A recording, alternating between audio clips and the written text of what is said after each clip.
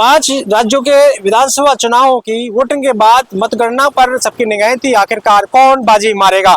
ऐसे में पश्चिम बंगाल में बीजेपी ने बाजी मारी, लेकिन केरल की बात कर लेते हैं, क्योंकि केरल में भी कहीं ना कहीं जिस तरह से सचिन पायलट को सीनियर ऑब्जर्वर बनाकर भेजा था और फिर उन्होंने जिस तरह से वहां पर कमान संभाली, वो कमान संभालने के बाद लगातार डटे रहे और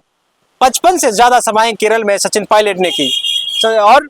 सभाओं के बाद जो 14 जिले थे उनमें से 10 जिलों में सचिन पायलट ने प्रचार प्रसार किया। वही उन्होंने 5-5 जो सभाएं एक एक जिले में की। कुल मिलाकर कह सकते हैं कि जिस तरह से सचिन पायलट को सीनियर ऑब्जर्वर की जिम्मेदारी मिली थी और उसके बाद जब वो जनवरी में ये जिम्मेदारी मिली तो उसके बाद वो पहुंचे और लगातार संगठन की जो मीटिंग है उनको लिया, तमाम जो नेता हूं उनको एकजुट किया। जब वो केसी वेणुगोपाल की बात करें जो संगठन महासचिव है कांग्रेस के, वो शशि थरूर जो बड़ा चेहरा है केरल में कांग्रेस के लिए, उनको साथ में बैठाकर बातचीत की। और फिर टिकट वितरण की जब बात आई थी तो उसमें भी बड़ी भूमिका सचिन पायलट की रही। सचिन पायलट ने टिकट वितरण से लेकर तमाम चीजें संगठन को लेकर मजबूत किसी के साथ काम किया और एक बड़ा चेहरा उभर कर वहां से निकले और उनका जो संघर्ष था वो आज कामयाब हुआ। केरल में पूर्ण बहुमत से सरकार बनने जा रही है यहाँ पर कांग्रेस की, क्योंकि 5 राज्यों में जो स्थिति रही है कांग्रेस की वो देखी जा सकती है। और वहां पर पश्चिम बंगाल में जिस तरह की स्थिति कांग्रेस की रही, तमिलनाडु में जिस तरह की स्थिति रही, असम में जिस तरह की रही, तो कहा जा सकता है कि वो चेहरे जो वहां पर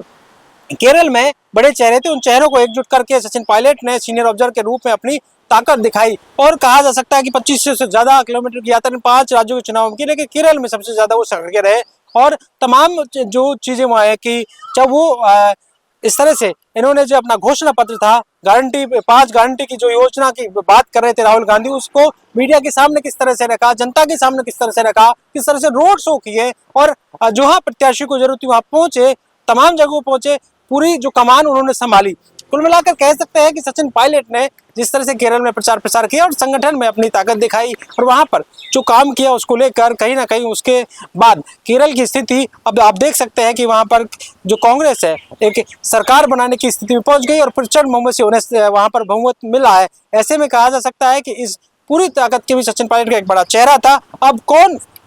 वहां पर जो है मुख्यमंत्री के रूप में शपथ लेगा वो आने वाले वक्त में पता चलेगा, लेकिन केसी वेणुगोपाल की बहुत बड़ी वहां पर चर्चाएं चल रही है संगठन महासचिव। उसके बाद भी कहा जा रहा है कि आने वाले दिनों में जब इन चुनाव के परिणाम आ गए हैं तो उसके बाद कई जगह कई राज्यों में कई चीजों की संगठन में फेरबदल की बातें भी है, वो आने वाले वक्त में हो सकता है। लेकिन कुल मिलाकर कह सकते हैं कि 5 राज्यों के जो चुनाव के परिणाम आए, जिसमें पश्चिम बंगाल में बीजेपी, असम में भी बीजेपी है, पांडुचेरी में भी बीजेपी है, तमिलनाडु और जो केरल है वहां पर असम में कांग्रेस और पांडुचेरी में तो बीजेपी ने सरकार बनाई। लेकिन तमिलनाडु में जो नई पार्टी आई थी, वहां के जो अभिनेता थे, टीयू की पार्टी बनाई, वो बहुत बहुमत के करीब पहुंच गए हैं। और अब कांग्रेस पार्टी को उनके पिता ने जो है विजय के पिता ने